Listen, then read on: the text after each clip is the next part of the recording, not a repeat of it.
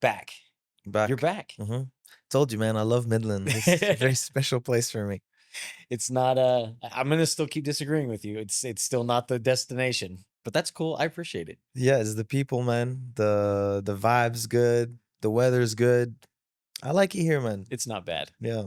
You don't have distractions of big cities like trees and green things and water to go to. You just can get lost in work. As soon as you land, you see, what are these things called for the oil? Pump jacks. Pump jacks. Pump jack. I know I'm getting close to Midland when I see that. Man, I need to take you out on the outside of town a little bit tonight so you can see the like Mad Max kind of environment you get, because they got all those flares burning in the night sky with the dusty weather. Oh man. Let's do it after class. Yeah, man. Let's go quick drive real quick. I know you busy, man. You know, I know after at night you a family man, busy man. You have busy days, but just take a look at it real quick. It'll be good, man. Give you that post-apocalyptic feel before you head back to Boston. So, like, since the last time you were here, we're talking last time about you doing all these competitions and the training and mindset and everything, trying to be sure that you can get on ADCC. Made it to ADCC. Yes, sir. Didn't get the result you wanted. No. So how does that affect when you look at, all right, now I got a 2-year turnaround till next ADCC or whatever comes up after that. What do you do? Like, is there a shift where you immediately start attacking things, or do you go, hey, I've got time? Or is it just like a progressive, I'm going to hit one thing at a time? How do you approach improvement when you make it to a goal and then just fall short of the ultimate? Yeah, so the ADCC was a very good experience as always. You know, it's first match went pretty good. You know, I had former champion Davi Ramos. I was able to get a knee bar on him in 56 seconds. Yeah. It was almost, I think it was the second fastest submission of the tournament. Freaking Owen Jones got an Achilles lock like 10 seconds faster. So it would have been good to have, you know, like something come out of it, like, oh, fastest submission, at least something. The second match, you know, when I heard the crowd like celebrate and like go crazy after my first match, I'm like, man, I wanna have that same outcome. And then, I mean, it was unfortunate. A couple of matches before, there was Marigali and Pixley. And then when they, you know, Marigali landed on his arm, he got injured, and Pixley put the darts. Man, the noise in the venue was insane. Like, I was in the back, you know, like just warming up, and I was up soon. And when I heard it, man, I had crazy goosebumps. I'm like, I want to do an upset like that, like the same thing. And I knew it was Mika Galvão my second match. I knew it, you know? So I'm like, I went in a little bit too emotional in that match. You know what I mean? Like not amped like up? Yes, amped up, like overly aggressive and open. And usually the best way to compete is just being calm, neutral, just stoic, no emotions, nothing. You know what I mean? So that's definitely something that I picked up from it. Afterwards, man, after ADCC, I hit a little bit of a down. I'm not gonna lie to you. It's very common in competitors, you know, they hit a little down. Like you put so much effort and you put everything in. So much goes into these competitions, you know? And then after that, you know, you try to take the positive, but I took a couple of weeks, you know, to just get my mind right again. I didn't really train too much. For how long? For about 6 weeks. I didn't even like see mats. You know, I went to Brazil after that. You know, I was just in the locker room. You need a break. Yeah. I was in the locker room after one of the sessions. It was like towards the end of the camp, when your nervous system is just on fire, you know, like you're just super tired. You just overtrained, you're pushing. And I was talking to one of the teammates, and he was Brazilian, good wrestler, Brazilian. I'm like, man, my Portuguese is pretty good. I'm just gonna go down to Brazil. And it was good, man. It was good. I had a couple of crutches that I was using to get through training, you know. Blazing before, maybe overuse of caffeine, or like, you know, just you rely on a lot of things to try to help you get through it. Sure. So it cured a lot of it, man. Honestly, it's like now I've been clean with nothing at all. So that was a positive. And then after that, even when I got back to Austin, I wasn't really too much in the mood to compete right away. You know, so I just, when I reached out to you, I'm like, hey man, I'm gonna be traveling a lot. I'm gonna be doing a lot of teaching.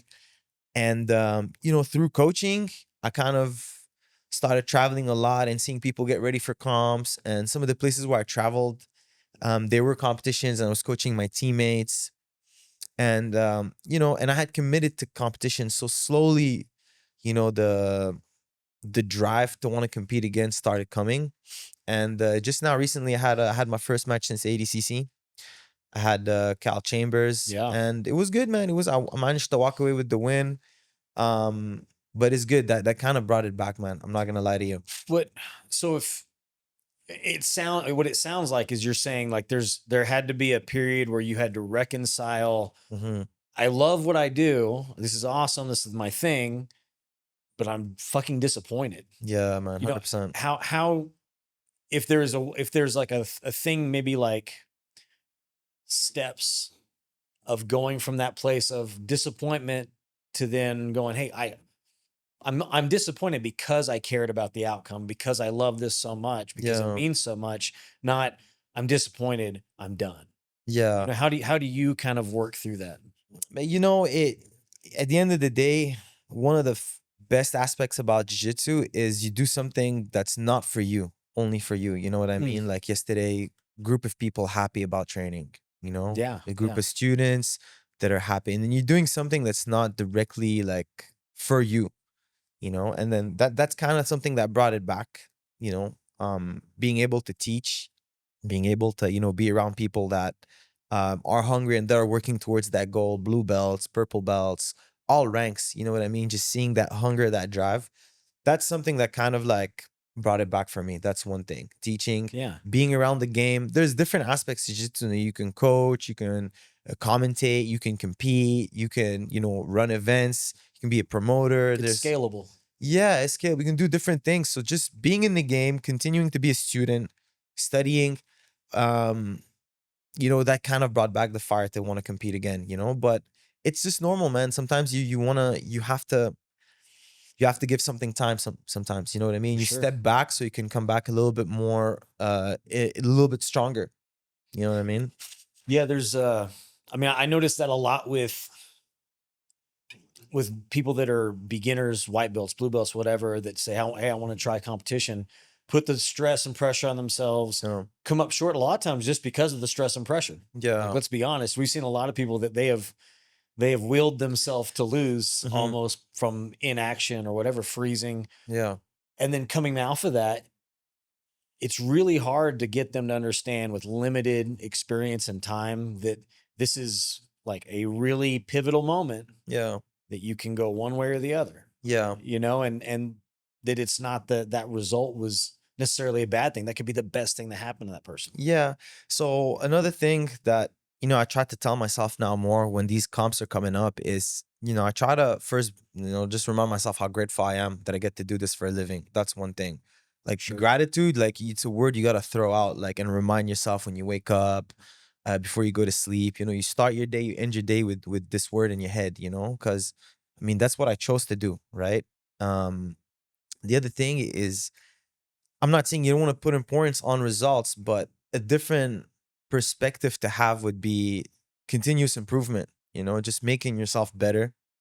Um, It's like a report card. yeah, in different aspects. So instead of making the competition the end all be all, you know, it's a test for you to improve in different areas of life, you know, to improve your jiu-jitsu in certain areas, certain technical aspects, to improve your preparation, your discipline, your weight cutting, you know what I mean?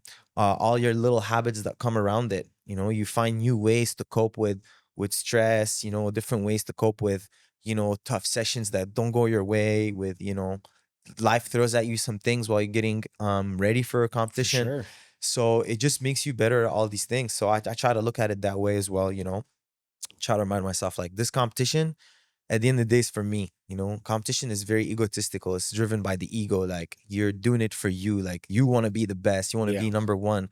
You know what I mean? Whereas like when you look at other aspects of the game, jiu-jitsu, like teaching, coaching, you're just surrounded by good energy, you know? You want to be surrounded by good energy. You want people to just enjoy the sport, the joys of jiu-jitsu that like I had when I first started, for example. You know, just kind of you see it again, it reminds you again of, you know, why you started, why you loved it so much, what made me want to do it for a living. Oh, for sure. Yeah. So No, it's funny you say that, but because competition, to be a good competitor, you have to be selfish. You have to. You have like this is my goal. This is the only thing that's important. Yeah.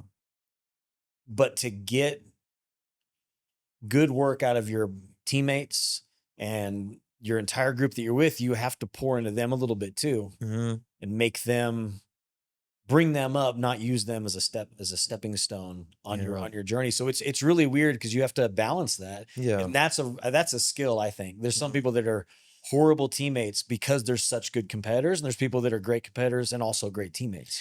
Yeah, and I gotta be very grateful for John, man. He did such a good job of, educating the room on how to be a good training partner. Yeah. He educates the room. He keeps things under control, having someone there leading the way and keeping an eye on what's going on in training, making sure people don't get hurt, the intensity stays under control is very, very important. I'm very grateful because now, even when he's not around, let's say Gary's filling in or Gordon is filling in, it's something that's instilled in all of us, knowing how to train, um, knowing how to not injure our partners Yeah. in training, making sure that, when there's someone close to you, like in rolling, we stop, we move, both groups move, things like that, man, and just there's not that animosity in training. Yeah. Like you see people even like within the room, there's so many of us that compete against each other. Right. We end up in the finals against each other. We go into these competitions and we're competing against each other. But you'll see in training, there's none of that. We're actually trying to help each other, even within like in practice. Whereas I know this guy, I'm gonna be going up against him. He's gonna be trying to take my spot, let's say in the finals, or he's gonna take my spot in ADCC or whatever big events coming up. But still, there's that team bond, For that sure. that is inevitable, man. When you're training and when you're going through these hardships with people, you just create a bond that's stronger than like an outcome of one match or two matches. Absolutely. You're talking about having the way that John runs the practices and makes it where it's safe for you guys.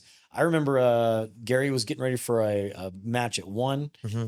and there was a lot of people on the mats. This is the old Henslow Gracie Austin location by the parlor, the pizza shop. Yeah. So he said, "Hey guys, there's a lot of people on the mats today. You have to understand what tempo means." He said, if Mr. Gordon Ryan, if Misty Garritonen walks in the room right now and they need to get around in, they should be able to roll with you. It doesn't matter who you are, but they should be able to roll with you and them not get injured for their competitions.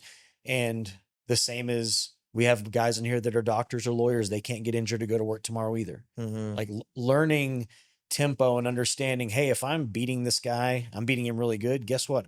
There's a lot of positions I suck at. So I can go to them on purpose. Mm-hmm. I can put myself in danger. Let's do even more specific in the specific rounds. I think that's something that you're seeing more of in gyms now. Yeah. But I wish we had it 10 years ago, 15 years ago, Yeah. 20 years ago. Oh my 100%. gosh. How was it? How was it before 10 years ago? You were gonna be the best guy or the tough guy. Okay. You know what I mean? You were either like, there's less jujitsu. It was more wrestling based. It was more like MMA back then. Yeah.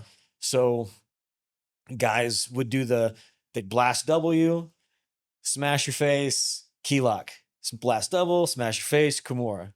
And it was just that all the time. And if someone was good at it and you sucked at it, they were never going to show you how to get out. You just had to figure it out and be tough. That's crazy. Yeah. And that's why all the old dudes are injured, and why when we see like just adjustments in training that to you are like, well, that's a no brainer. Why would we not do it that way? Yeah. We go, oh my gosh, that's amazing. And then in Midland, was there any jiu-jitsu at all 10 years ago? So 24 years ago, I started with three other guys: Casey Wyndham, Jack Burcham, and Jamie Lara. And there was always like little extra dudes that were in and out that they do MMA or they want to just come train with us for a day, a week, a month, whatever, and then they leave. But that was kind of the core group, and they all did jiu-jitsu and I was doing MMA, but they would help me get ready for MMA fights because I was fighting in New Mexico or Oklahoma. So the jiu-jitsu back then was really, really MMA based, Yeah. very basic. And then Jack, Jamie, and Casey went to Brazil for one of those. They started doing those camps. It Mm-hmm. was when Brasa was real big. Okay. So when they had Comprito and Felipe Costa and Drysdale, like when they kind of poached from everybody, Yeah. that 2 year period Yeah. for ADCC and for IBJJF and everything. Um, they had a camp in Brazil. So those dudes went down to Brazil for like a month and trained. Jesus, yeah. When they came back, and not gimmicky, like they had their blue belts and they were white belts, but they were legit because they had been training for like 4 years anyway, you know? Um, they came back and then they had all new kind of like a respect for the gi and that aspect of jiu-jitsu. I was still doing the MMA thing, but so back around that time between 2004, 2005, it was like 4 or 5 people in a room. And then 2006, we started West Texas MMA, and then jiu-jitsu started in West Texas. Wow. So from there it grew, and you got guys that had karate gyms or whatever that would be like, jiu-jitsu's gay, it doesn't work, it's stupid, I'm gonna punch you in the face. Now those guys are black belts with gyms that are jiu-jitsu gyms. That's amazing. It's hilarious. But now, man, the group, like yesterday, I was, is my third time teaching at Midland, and the group is very, very diverse, man. You have a Yeah. little bit of everything. It's really nice to see, honest. Like, you have a lot of obviously hobbyists, you have kids, a lot of women. So I don't know, like, is there something you're doing differently, like for these, like, than you're doing something different than other gyms around here? I definitely do stuff different. I don't know what it is that's the thing, but like there's no like Bowdy or Sensei stuff. We start class, say the Pledge of Allegiance. All right, now it's not 15 minutes of calisthenics. We start the class. We're gonna learn how to do jujitsu. We're gonna warm up doing jujitsu movements, and I think maybe it's the respect I have for the fact that like I've worked 12 and 14-hour shifts and gone to train. And when other people do that, I know they're coming into the gym and they don't want 20 or 30 minutes of jiu-jitsu bookended by soapbox speeches and just like let's do calisthenics until our biceps blow out or we hurt ourselves or whatever. It's nothing than that. It's just, hey, you guys get an hour and a half to do jiu-jitsu. Let's just do jiu-jitsu, guys. And I think maybe in like the freedom of learning, like we don't do the, hey, you're not a brown belt, you can't do leg locks. You're not, hey, it's just the gi, you can only do gi right now, or hey, you can, you got to qualify for no gi. There's a lot of places that have little things implemented in their programs like that. I've been doing this so long. There's no secret sauce. There's no hidden techniques. Let's just go into a room. Let's get better. I make sure that my students, like, I don't always let upper belts pair up with each other. Like, again, bring up the lower belt, get them better quicker. I like that, yeah. By having 2 white belts that are brand new working with each other. I mean, it's like having 2 kids that can't read, handing them a book saying, figure it out. No, Yeah. you put them with a kid that can, and we're going to go sound it out together. Yeah. That's important. One thing that I noticed some gyms do, I don't know if you tried it, but they limit how much new students can train. There's gyms here that do that. Yeah. What do you think about that? How you improve by consistency over time. You're going to tell every single person that's a competitor, that's a world champion, that's whatever their goal is, if they're operating at a high level, you're going to tell them as their coach, you need reps. You need reps. You have to get reps if you want to get better. And you have to be intentional with your reps. There has to be a goal with your training. There has to be parameters. You have to be looking at what you're doing right, what you're doing wrong. Like you get involved in the reps. Like you should get lost in the process. But then say, unless you're brand new, when you're first starting out trying to figure it out, I don't want you doing it very much. That makes 0 sense. It makes 0 sense to limit their amount of training? Yeah, they need to train as much as they want. If they can handle training 7 days a week without getting injured, like they want to be there, they're getting something out of the training, it's quality for them, they're not hurting themselves. Why not? I mean, the thing that I saw it in other gyms being implemented. I didn't like agree with it too much at first, and I'm not saying I agree with it, but I am playing because I'm a brand new coach as well. Like, what's the positive for you see?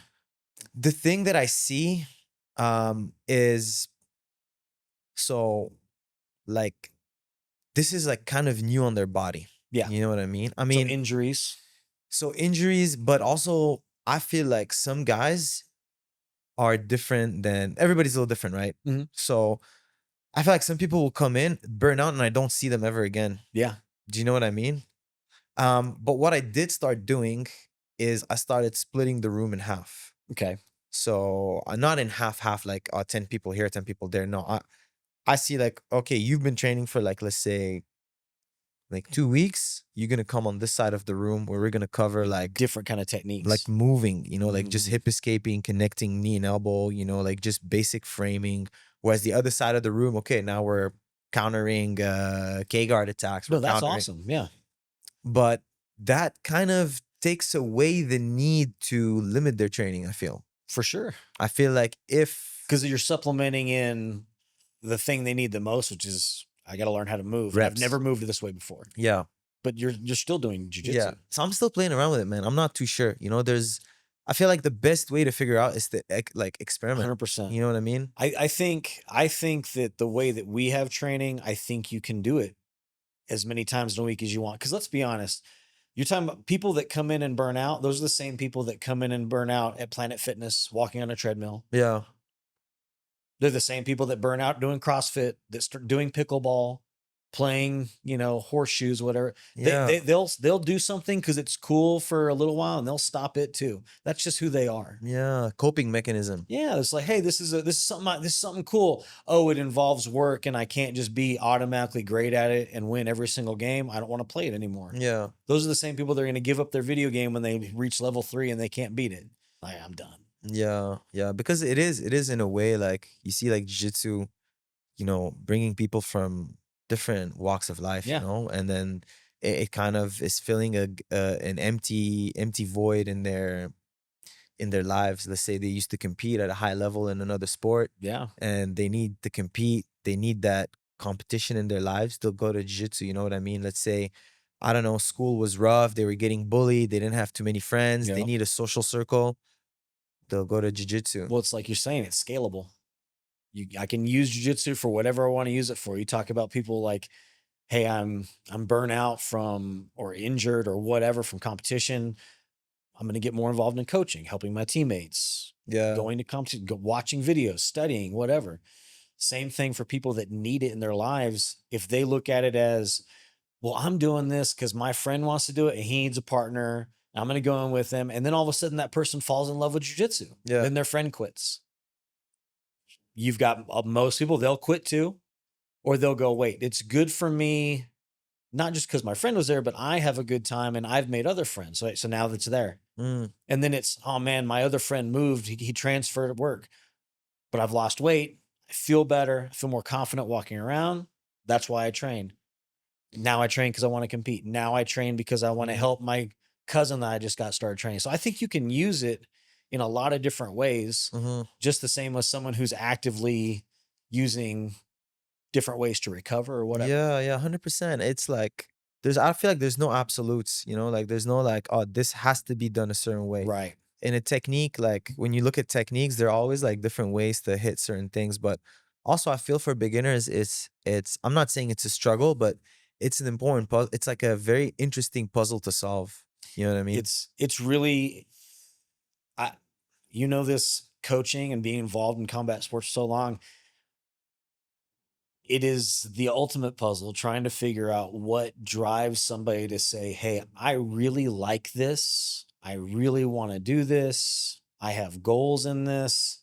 And then it turns around 3 months later and they quit. Yeah. And, it's a weird thing that makes people motivated to, I don't know if they're trying to maybe impress other people by saying those things out loud. Yeah. Or putting them on Facebook or Instagram or what it is, but there's got to be something that in their brain they can say, hey, I said this. I made a commitment to myself. It got hard. And damn it, Jocko and David Goggins and Joe Rogan, all these people I idolize say, do the hard thing. I just need to do it. I don't know what it is about some people that they can just bite down on their mouthpiece and go forward. And other people go, it's not for me. It's very interesting, man. Like there's like me, for example, I stopped training when I first started jiu-jitsu.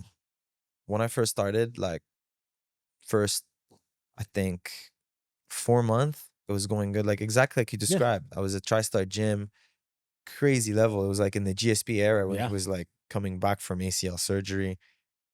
It was very rough, like getting beat up especially coming from a sport where I was like doing pretty good. Right. It's pretty dominant, you know, I was doing pretty good. It's pretty tough, but it's for me as a guy who's coaching the same group who one day wants to open a gym. I feel like this is a very, very important thing to understand. It You know what is. I mean? What do you think about um, gyms that like reach out um to their members or like people who tried and everything? Do you think that's an approach that is like, When you reach out as far as like just check up on them, follow up. yeah, like I don't know. I feel like some gyms are like they have like a system in place, you know? I don't Yeah, a lot of people have like an automated thing where like, hey, homie hadn't been here in a week, you better call him. And I get that. But also I've been the guy that's messaged people and then I find out later on, it's, oh man, it made me feel like I was even more under more pressure. oh, more pressure, It's huh? like, okay, well, no, it's you said you wanted to be here. You told me, hey, we got a competition in 3 weeks. Help me get ready. And we got 1 week left, and you haven't been here in 10 days. Like you said those things. I didn't say those things. I'm just checking up with you. I think some people don't like to be held accountable. Other people, I want someone to check on them. It's just hard to figure out. Like, so for me, that's been a thing where I just don't know. I know what students are personable, and I know when students that maybe I don't talk to on a regular basis or follow up with, I can tell when they're maybe struggling. So I'll message them or, talk to them after class, before class, whatever. But there's not like, It's hey, case by this guy hadn't been mm, here in 5 days. I better call and check on him because people work and people get busy. And I don't, I feel bad about sometimes about trying to hold them accountable when I know for a fact that they can do it. They have the time. They have the mental fortitude because they've been through hard stuff before, but that day might just not be the day, you know? mm. And so it's hard to kind of step on that extra thing over for me. That's just something I got to get over. So it's more like a case by case, you I say? think so. Yeah. There's no one way to do it. I'm just asking because I see like For sure. your gym, man. God bless, man. Knock on wood. It's beautiful. That's the dream for me one day, you know? Like, I do people walk into my gym and go to other gyms here and they think that mine is like the like least like high class one or whatever, but you just need mats and good people. yeah, That's all you need. that's it, man. You That's just it. keep it clean, make sure people are safe. Yeah. But that's it. Yeah. But also learning how to deal with people, man, as a coach, as like a But I'm leader. not very good at that, so don't ask me those questions too Really? much. I think I'm way better now, but again, I'm coming from the era of like, do you guys not see how spoiled you are that Oliver Taza's out here again doing this? Like, you're working, you're getting paid. You're not like, hey, let's just come and teach for free, homie, because you're my homie. Like, I wouldn't let you do that. I bring my friends in that are just here to visit and say, hey, do you want to teach? And I pay them what they would get anyway, because that's your job. Mm-hmm. And that's valuing what you offer. And the students get to do that, like, hey, just tip the gym if you liked it, $10, whatever. Like, they don't understand that 20 years ago, a blue belt was like a unicorn. Like, dang, homie's a blue belt. He's going to be pretty fucking good. Oh my God, that guy's a purple belt. I am dead. You know, like that was a big deal back then. That's hard to imagine, man. Yeah, 24 years ago, if someone was a purple belt, blue belt, you're like, damn, that guy's solid. Yeah. And now there's a black belt there's a black belts teaching and training at every single gym in West Texas that has a jiu-jitsu program, except for like one, I think. Like, that's insane. Have you ever had like, so you said you're not the best at dealing with people. Is there one incident that really changed that and made you really better? Like you had like maybe one altercation with someone or there's something crazy that happened. Like there's the one in particular you remember? I've had one, man. I've had a couple, like I think I'm too stubborn for it to be one thing. I need a lot of input. I need a lot of data. I need to I'm getting better at this also, but I would have to have something happen over and over and over. And one of the things that I figured out was good or better for dealing with people happened from me not having a good relationship towards the end with Bruno, with our the way that we ran the gym then. Like, I didn't communicate well.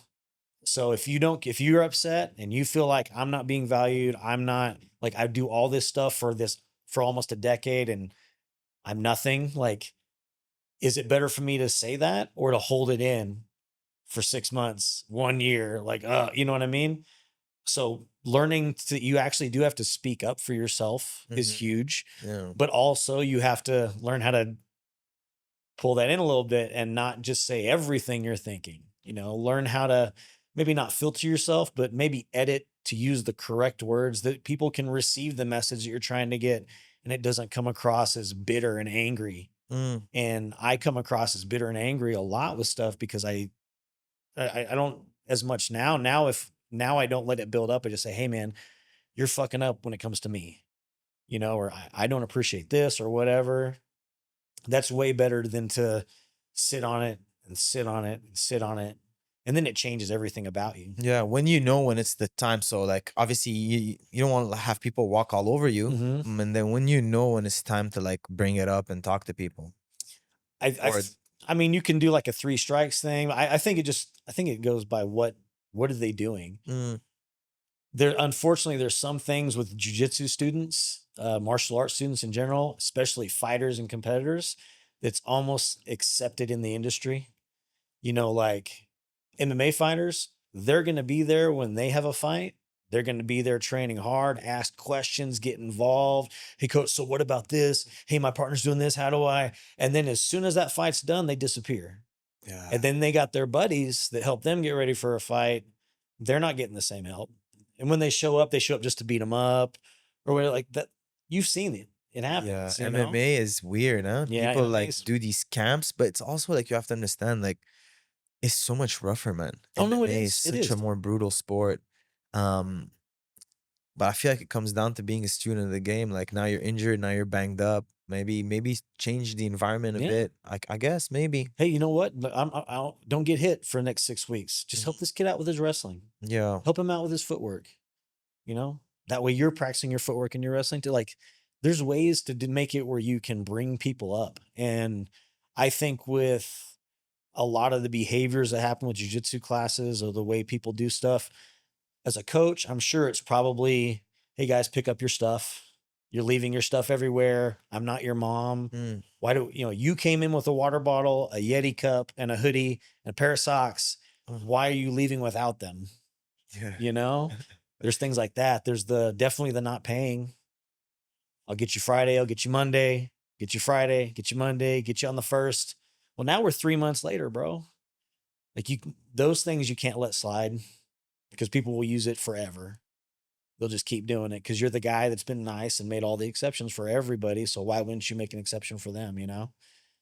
Like that part's kind of hard because you definitely feel undervalued. The cleanliness thing is difficult because again, it's like, dude, I'm not just teaching you. I'm not just giving you every single amount of energy I have, but I'm also cleaning the toilets and cleaning the bathroom and taking out the trash and wiping off all the surfaces and then doing all the antiviral sprays on every surface so that no more people complain about COVID. Like I'm doing all these extra things that, Nobody sees. well, that I mean, like I can pay someone else to not do a good job and me be mad about it, or I can do it. So I'm going to do it. And then, so when that happens and then people leave their stuff out, again, you can either say something, or you can hold on to it and be resentful. Like I just kind of like things now where I just go, it's part of it. A common belief is that yeah, you don't have a boss when you're in a business. Do you know what I mean? I have like 200 bosses. Exactly. Yeah. And you can't make all 200 of those bosses happy at all, and they all have a different requirement that means you're doing a good job or you're not doing a good job. Yeah. They have one.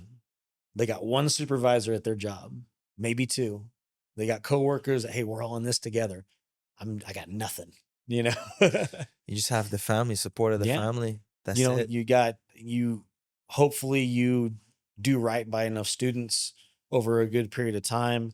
And those people are the kind that really enjoy and fall in love with jujitsu. Mm. And then they can kind of be the advocate to go like, hey man, this guy is doing a lot more than what you just see when you're coming for 1 hour, Yeah. or, hey, we really appreciate this. Or, they get people that actually like give you a birthday card or something like that. Like that, everybody signs it. Like stuff like that means a lot. Like Mm. when I had a student that for almost every major event, she got me and my wife like some type of little gift. Addie, you're awesome. I hope you're being a doctor in Lubbock. Um, she got me like a mug that was like, world's best coach, and like wrote me a note about, hey, I feel like maybe you don't hear it very often, but I just want to tell you what this has done for me, how I appreciate it. Like that stuff is huge for That's us. the balance, man. Yeah. Because yeah, Cause you don't get to see the money coming in, because as soon as it comes in, you're like, well, I already have to pay 8 grand in rent, and then, oh my goodness. 2 grand in electric. And then I got to pay all these people that are helping out because they need to be getting paid for the job they're doing. Cause I got to get paid last. Let me take care of all this stuff. And then whatever I can scrounge together, like that'll work. Like that's the money side of it. The side that makes it worth it is people actually expressing that they appreciate it, you know? That's what I was gonna say. I'm like, for you to be doing this for what now, 20 years? 25 years in August of That's next year. what I mean, Be man. 25 years. That's crazy. There has to be like, there's all the work, but there has to be things that like make it worth it for you. You know, The obviously the aspect of being able to make a living out of it, but I'm saying from like a spiritual standpoint, Yeah, like yeah. obviously, little messages like that make you, messages of people giving you the feedback, like, hey man, Oh, this dude, is actually amazing. it's huge. It gives you a little more life. If you don't have that, you can't do stuff like this, because it's such a thankless kind of job. And one of the biggest reason why is the same reason why people don't come every day. Oh man, my body hurts. Oh, I'm tired. My knee, my neck, my hand, my fingers, whatever. Yeah, quarter century. What else is there like that brings you this like that makes you like for me, I remember when I was coaching, at the end of the day when like the mats were clean and it was empty, and I think about like the good energy that was in the room, I'm Mm, like, damn man, this was worth my time. Like this was worth my effort. Like, do you have these moments as well sometimes, like when the room is empty, or like is there like what kind of moments like make you feel that like gratitude to be doing what you're doing? I see a big smile on a guy that learns how to, De La Hiva and take the back with hooks, flip somebody into his lap, choke him. He goes, let's go. Like, that's so awesome. See somebody do like clean takedown. They both stand up, like laughing about it.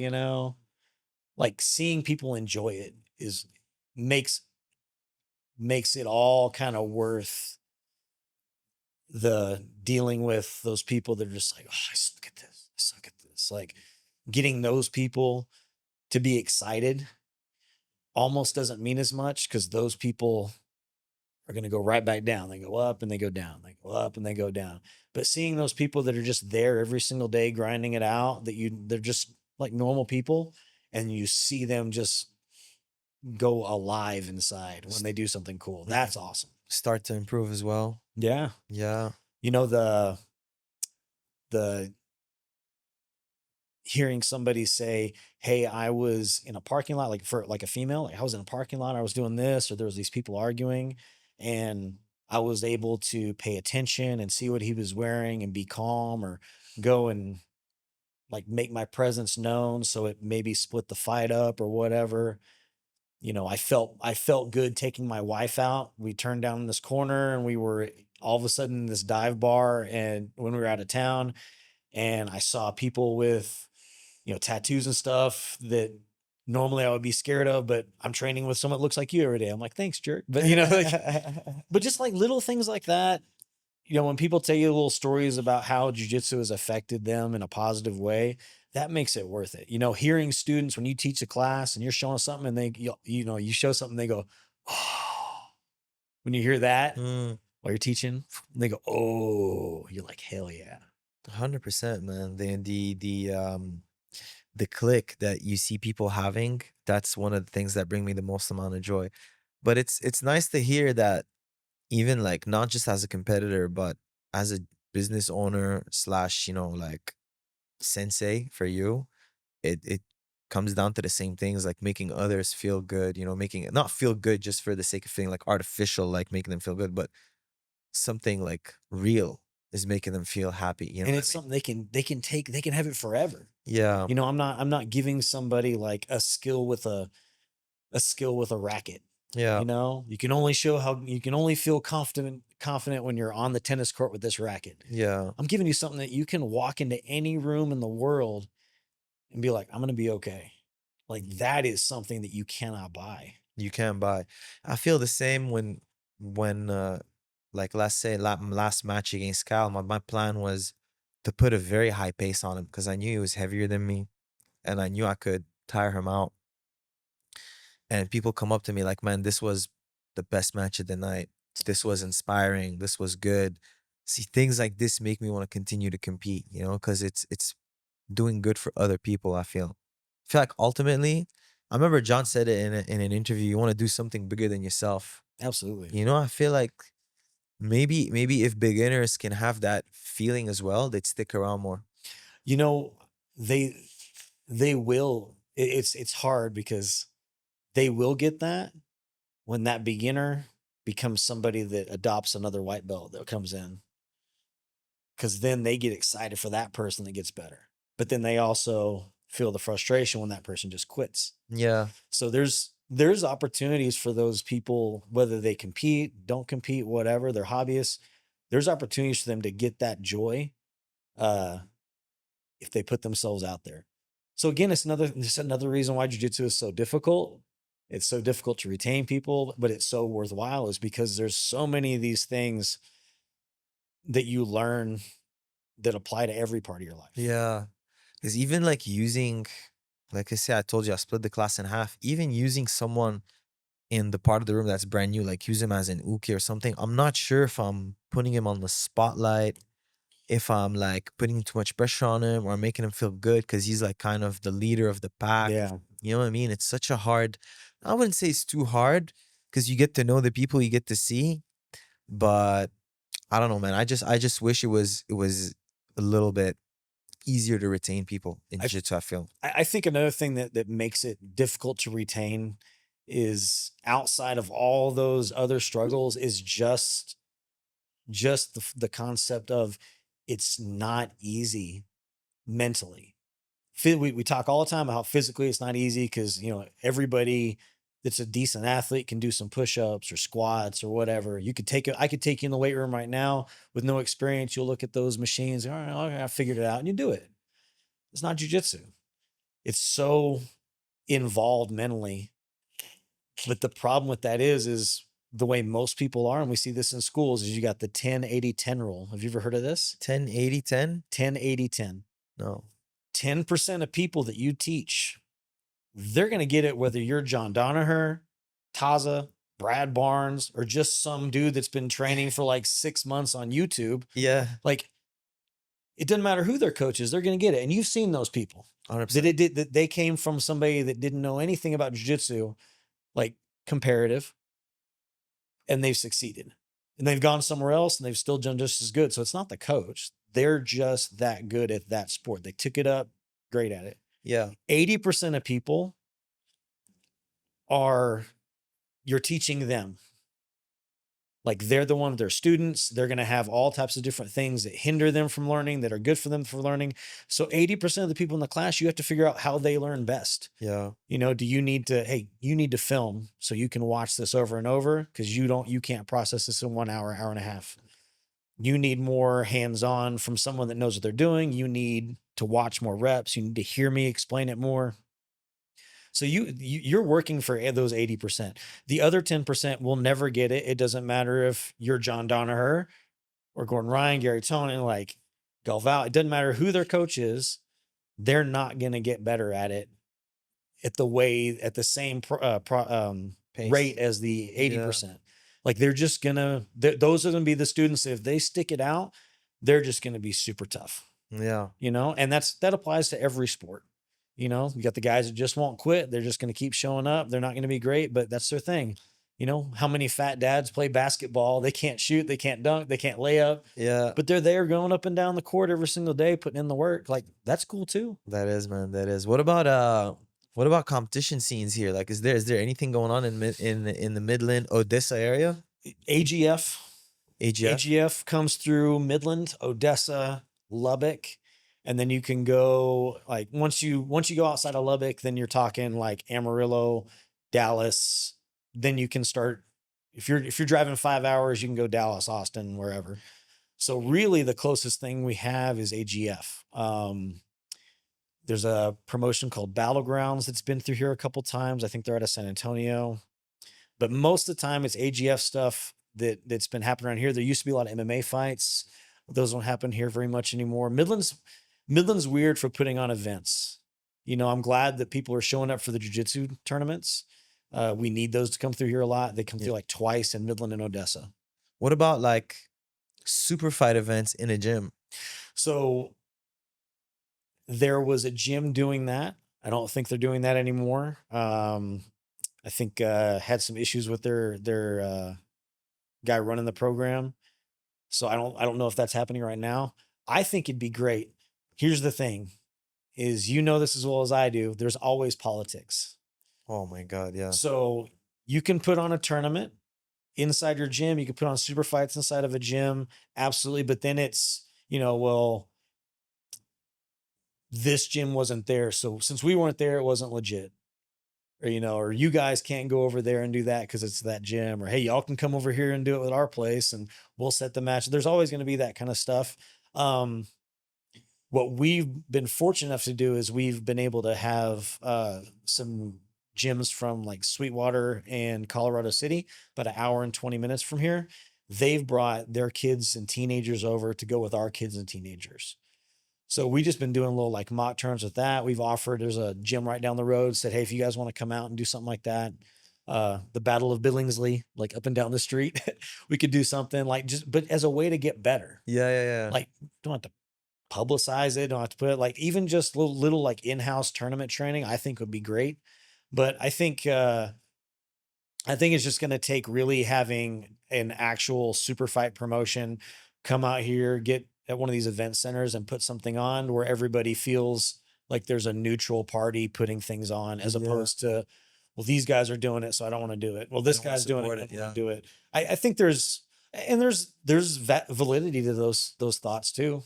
Like, you think? I think so. I mean, if you like, for example, if you're putting on super fights for jiu-jitsu, and all of a sudden you start having MMA fights and boxing matches and people are getting hit in the head and, being matched up at different experience levels and weight classes and everything else.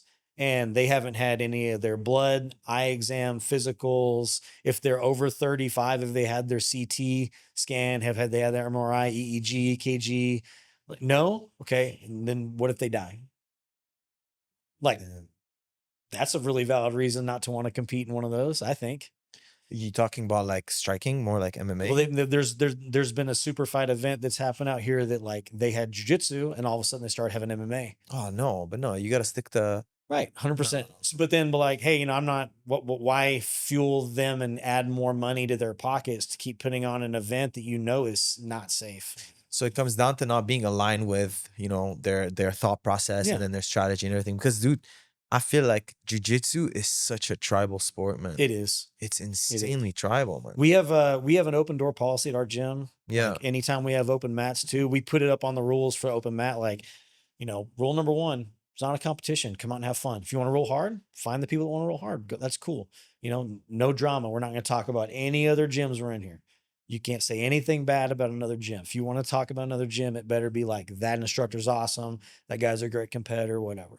Those things are really important. It is, man. Because don't forget, like, by talking about it, you're bringing it back to life. Mm-hmm. But there's this cycle of new people coming in. They don't need to hear about it. They don't need to learn about it. They don't need that drama side of jiu-jitsu. And why try to influence somebody else's thoughts about and opinions about another person they haven't met yet? Yeah. That doesn't make any sense. But like, we just spent an hour talking about how to retain people in jiu-jitsu.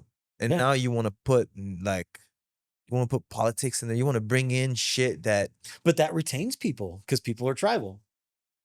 Kind of, yeah. You know what I mean? My team versus their team. In a way. I don't like it. I don't like it at all. The tribal aspect? I think it sucks because here's the deal is, like, back in the day, we were like, we have to get information. We have to learn. What are we going to do? We're just 4 dudes trying to figure it out. We're showing up to karate classes, doing their open sparring nights and getting head kicked. Like, this sucks. Let me figure out something else. So you had to constantly hey, come in, will you help us out? Hey, let's go to the Odessa Boys Club for judo. Let's bring this guy in that used to wrestle from Wisconsin that's out here working the oil field. Whatever. It's information exchange. And then all of a sudden it's not allowed because they pay tuition somewhere else. Doesn't make any sense. Yeah, I feel like healthy competition is good. You know what I Healthy mean? competition is great. It's good. Like as long as it's in good spirits, there can be. I'm not saying don't ever make it interesting for the fans and then bring up things that can, get a reaction from other people. But there's a limit. I feel, like what you're There- promoting, and then I don't know. I know there's interest for everything. People are interested in this, interested in that, but I feel like because it's a martial art and it's a sport, you want to try to keep it in line with, Yeah. like wellness What and we probably need to do is have all the black belt instructors in the area all go like do an ayahuasca ceremony, have a weekend, talk about their feelings, get it out. Like, you called me fat 20 years ago and I've never got over it, whatever. And then we'll be good. What do you think about like trash talking in jiu-jitsu though? Like people that like, Makes money. If it makes money, it makes sense. it makes money, it makes sense. But Huh? I don't think there's a place for it in jiu-jitsu. Like, really. It did push the sport. If you look at like the 1000%. feud between Gordon Ryan and Nicky Rod, for example. You look at anything where people are competing. I mean, what's going on in football? There's this team's talking about this team can't cover us, whatever.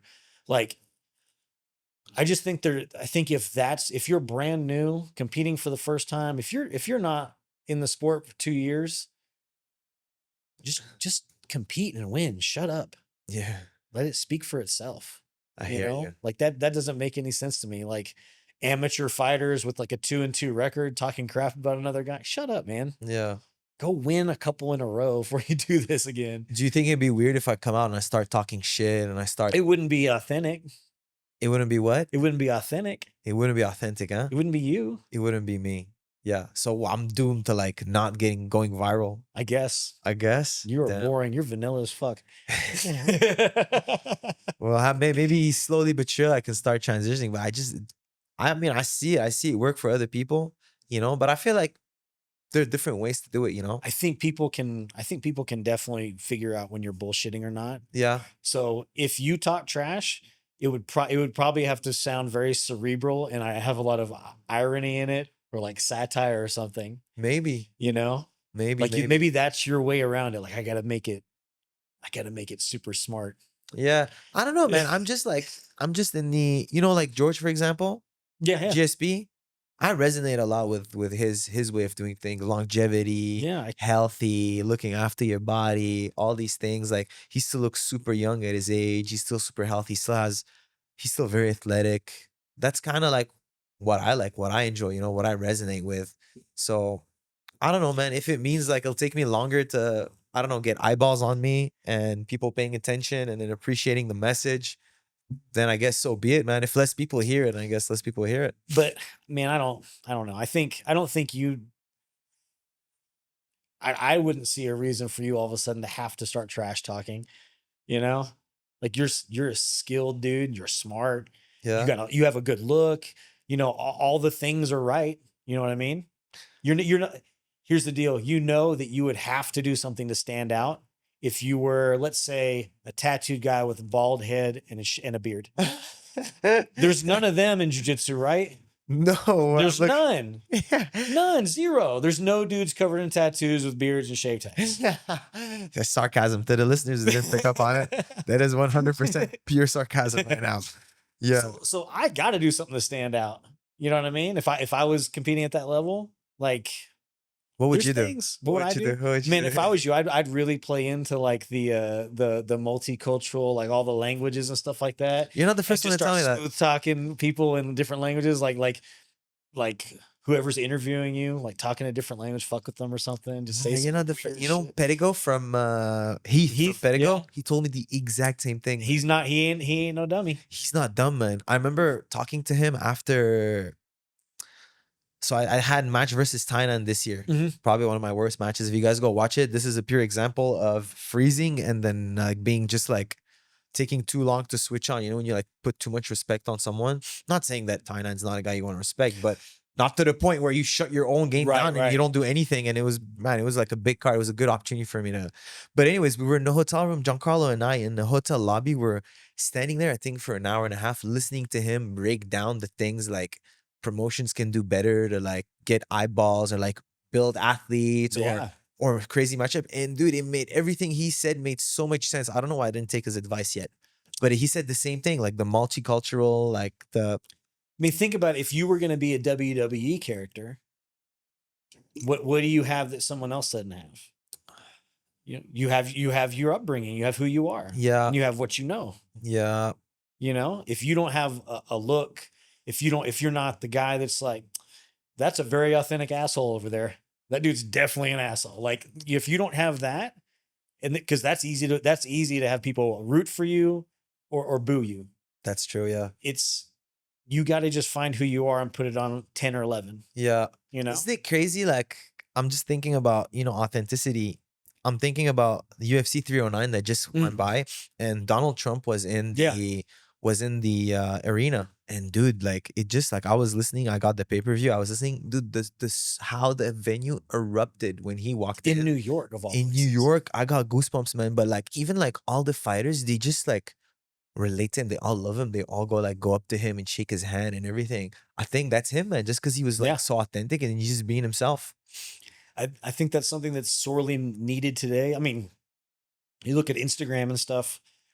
We're all showing who we are, minus the crappy stuff. You know what I mean? know, But right? every now and then we can talk about the crappy stuff. We can bring it up. We can talk about this sucks. It's where I'm struggling or whatever.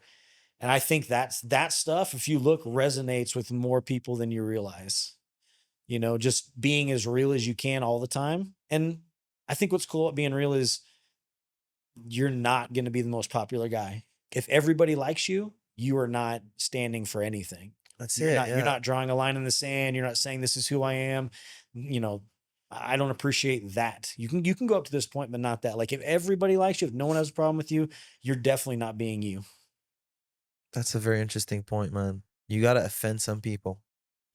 Not like for the sake of offending, but No, just like if you stand for anything, it's gonna rub somebody the wrong way.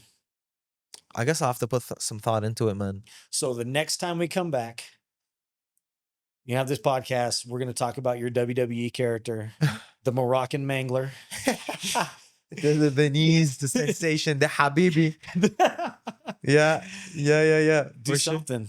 It'll be Think good. about it, man. I mean, it's just spread the same message, but maybe in a more like vocal way. Like, hey, this is why I do this. This is why I don't support.